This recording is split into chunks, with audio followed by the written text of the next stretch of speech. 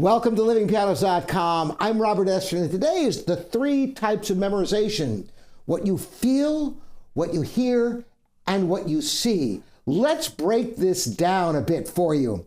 This is really multimodal memory. And in order to really solidify things, you really need to be able to take it in different ways. So the first, what you feel. What am I talking about? This is sometimes referred to as motor memory or muscle memory. It's the same way that you learn how to walk.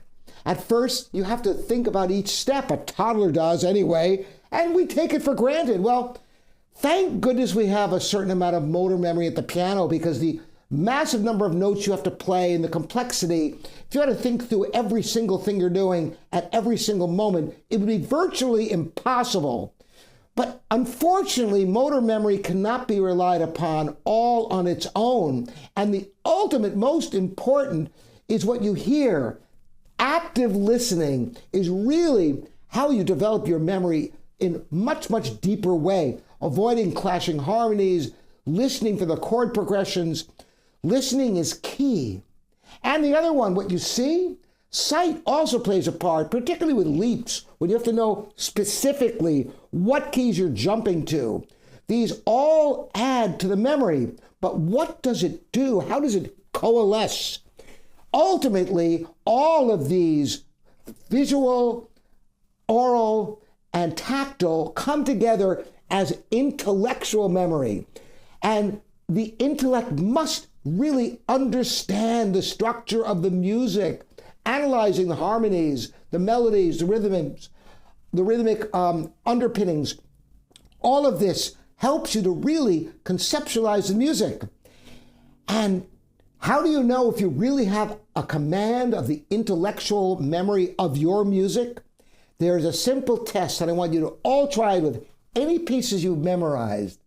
Take the score in your hand or put it on your music rack, and without touching the keys, just sitting there, play mentally and see how far you get. At first, you can play in your lap. And by doing this, this is pure practicing. It's total mental practicing. And did you know that with brain scans, there is virtually no difference between playing the piano and thinking about playing the piano? However, when you play mentally, you don't have the benefit of the tactile memory, that feel that we take for granted. You ever find yourself playing the piano and it's not that you space out, you space in. You realize in the middle of playing that you're playing the piano because your mind wandered for a moment. And thank goodness for that motor memory, that it keeps going. But you can't count on that completely, which is why thinking through your music, having an intellectual understanding by bringing together these 3 different ways of approaching memory, what you feel, what you hear, and what you see, to form a cognizant intellectualization of the music that you can even have with you away from the piano. And that's the secret to having a solid memory at the piano.